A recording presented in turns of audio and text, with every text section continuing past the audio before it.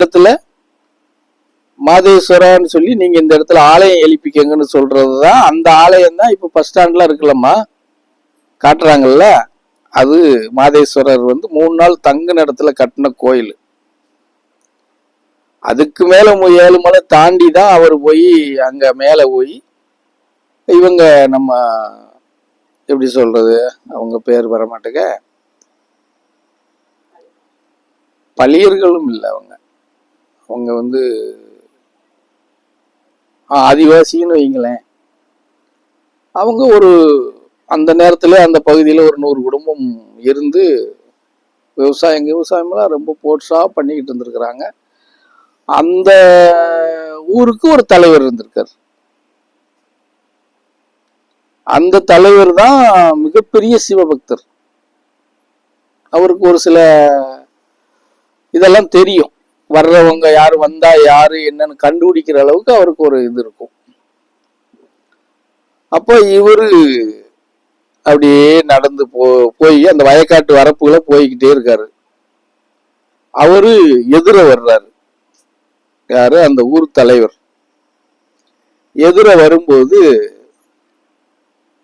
ஒரு பேர் ரங்கா ரங்கா, அது கொஞ்சம் நுழையாது பேர், எனக்கு ரங்காங்கிறது மொத்தம் கரெக்டா ஞாபகம் இருக்கு, அந்த செகண்ட் பேர் வர மாட்டேங்குது. அவர் பேரு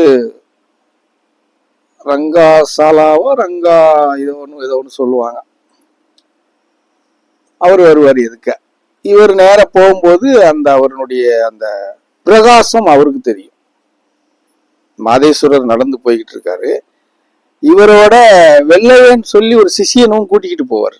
யாரு? மாதேஸ்வரர். ஒரு வெள்ளையன்னு சொல்லி ஒருத்தரை கையில கூட்டிகிட்டு போவாரு.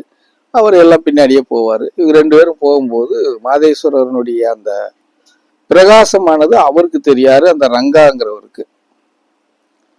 அவரு சரி, நம்ம இவ்வளவு நாள் இறைவனை கிட்ட பிரார்த்தனை பண்ணி ஒரு பயிற்சியை ஒரு தவம் பண்ணதுக்கு நமக்கு ஏதோ ஒரு நல்ல ஒரு பலன் கிடைக்குது அப்படின்னு அவர் நேர வந்துதான் இவர் பாதத்துல கால் நமஸ்காரம் பண்றாரு, வணங்குறாரு. யாரு? மாதேஸ்வரர்கிட்ட வணங்கும் போது அப்ப அவர் சொல்றாரு, இந்த அடியை வாழக்கூடிய ஏரியாவுக்கு நீங்க வந்திருக்கிறீங்க, எங்களுக்கு ஏதோ ஒரு நன்மை பிறக்க போதே ஐயா அப்படின்னா. இப்ப இவர் சொல்றாரு, நடுமலையில உட்காந்து, இந்த வனத்துல நடுப்பகுதியில உட்காந்து நான் தவம் பண்ண போறேன், அதுக்கு உண்டான ஏற்பாடை எனக்கு பண்ணி கொடுங்க அப்படின்னு கேட்கிறாரு. இவர் தலைவராச்ச ஊருக்கு. உடனே எல்லாரும் கூட்டத்தவே கூப்பிட்டு, அந்த கிட்டத்தட்ட ஒரு 1000 ஏக்கர் அப்ப இருந்திருக்கு. அதுல நடுப்பகுதி எல்லாம் வயல் தோட்டமா இருந்திருக்கு. நடுப்பகுதியில இவருக்கு நல்லா மேடு பண்ணி குடிசை போட்டு அவருக்கு வேணுங்கிற சௌரியத்தை எல்லாம் பண்ணி கொடுத்துட்டாங்க. பண்ணி கொடுத்துட்டு டெய்லியும் அவங்க அவங்களுக்கு சாப்பாடு கொடுக்கறது, உபசரிக்கிறது, ஒவ்வொரு நாளுக்கு ஒரு வீடு அப்படிங்கிற மாதிரி கொடுக்க செய்ய அப்படியுமா வச்சுட்டு. அப்போ அவர் தவம் இருக்க செய்ய இப்படியுமா இருக்கும்போது அந்த பகுதியில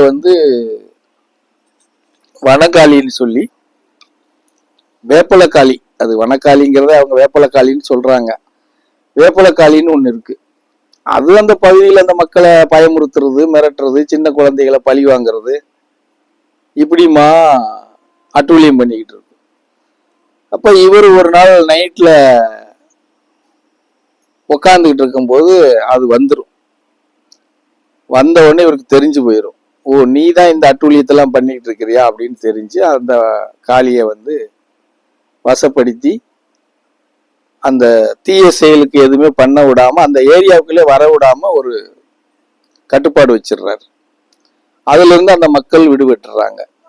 இன்னும் இவர் மேல அந்த மக்களுக்கு அதிதீவிரமான பாசம் வந்துடுது, நம்மளை காப்பாத்திட்டாரு அப்படின்னு சொல்லி.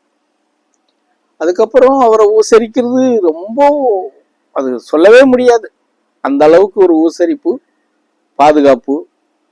இவரும் அந்த பகுதியில போய் தவம் இருக்க தரிசா இருக்கிற காடுல கூட ஒரு விதைய போட்டா விளைச்சல் பொங்கி வலியுது, அந்த அளவுக்கு செழிம்பாயிருது. அப்படியே இருக்கும்போதுதான் ஒரு கட்டத்துக்கு மேல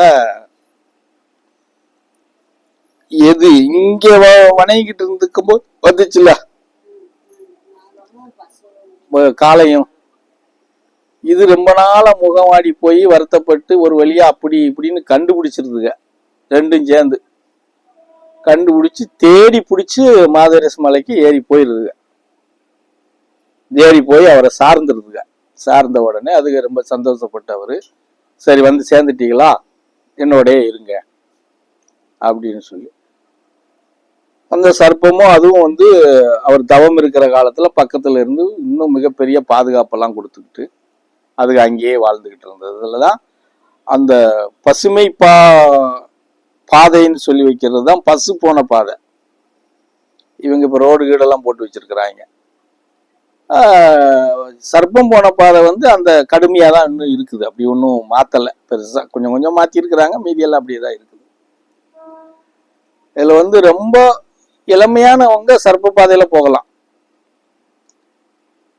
பலம் குறைஞ்சவங்க பசு பாதையில தான் போக முடியும். இதுல என்ன வருதுன்னா, சர்ப்ப பாதையில ஒரு முறை போய் அங்க மாதேஸ்வரா கிட்ட போய் அவரை வணங்கிட்டு திரும்பி அதே பாதையில வந்துட்டான்னா அவனை பிடிச்ச கர்மாவில இருந்து பாவத்தில இருந்து அவன் குடும்ப பீடை எல்லாம் அப்பவே இன்னைக்கும் உண்டு. சர்ப்ப பாதையில ஏறுறதும் அதுலயே ஏறி போகணும், இறங்கி வரும்போது அதுலயே வந்துடணும். வந்துட்டா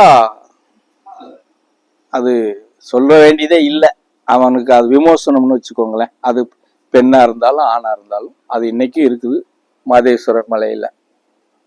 சரியா? எப்படி நமக்கு இங்க வந்து சதுரகிரியில இன்னைக்கு போய் சதுரகிரியிலையும் அதே மாதிரி உண்டு. ஆனா இன்னைக்கு சதுரகிரியில அந்த இதுல போறது இல்லை யாருமே, அது வேற மாதிரி போறாங்க, அவன் போறான் இவன் போறான் அப்படின்னு அதெல்லாம் வந்து சொல்றதுக்கு இல்லை. அந்த மாதிரி எல்லாம் ஒரு எப்படி அந்த சிவத்துவத்தோட போறாங்கன்னா சொல்ல முடியாது சதுரகிரியில. அதனால சதுரகிரியில இன்னைக்கு நீ எத்தனை முறை போய் வந்தாலும் போய் வந்தோம்னு வேணா சொல்லிக்கலாமே தவிர நமக்கு வந்து சாத்தியமா படுமானா இல்லை. ஆனா மாதேஸ்வரர் மலையில மேல இன்னைக்கும் அந்த அந்த 12 கிலோமீட்டர் அப்படித்தானே போக வேண்டியிருக்கு, அந்த கடுமையான இதுலதான் போக வேண்டியிருக்கு. அவ்வளவு ஈஸியெல்லாம் போய் வர முடியாதுங்கிற மாதிரிதான் இருக்கு. அப்ப அங்க வந்து நீங்க சொன்ன மாதிரி அந்த எப்படி சொல்றது, அந்த இது தரிகட்டு போகாது, அந்த உணர்வோட தான் மேல போக முடியும். இல்லைன்னா பாதியா திரும்ப வேண்டியது வந்துடும். அது இன்னைக்கு இருக்குது அங்க. அது அது மாதேஸ்வரன் மலையில அங்க இருக்குது. அவங்க தான் 100 குடும்பம் அங்க இருந்தாங்க இல்லையா, அவங்க தான் இன்னைக்கும் மாதேஸ்வரனுடைய அந்த மேல வந்து பராமரிக்கிறது, அந்த பூஜை வைக்கிறது செய்யறது. அந்த குடும்பத்தார்கள் மாத்திரம் தனிச்சே தான் வாழ்றாங்க இன்னைக்கு வரைக்கும். இன்னைக்கு வரைக்கும் தனிச்சு தான் வாழ்றாங்க.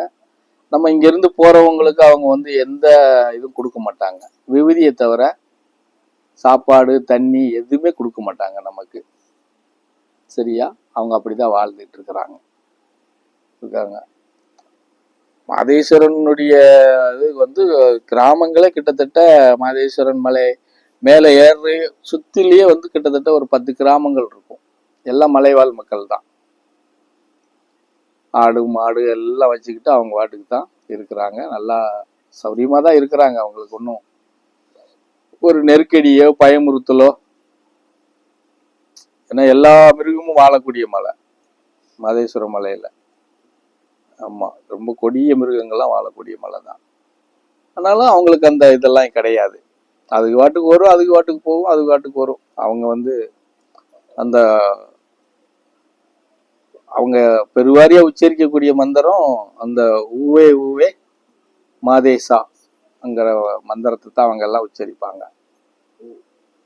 ஊவே ஊ ஊ ஊவே, அந்த ஊ மெய்ந்து சொல்லி போட்டுக்கணும். ஆமா, ஊவே ஊவே மாதேசா, மாதேஸ்வரான்னு கூட சொல்லக்கூடாது. ஆமா, மாதேசான்னு சொல்லணும். பிரார்த்தனை பண்ணணும்னா, அவர்கிட்ட ஏதாவது நம்ம ஒரு பிரார்த்தனை பண்ணணும்னா இப்படித்தான் பண்ணணும்.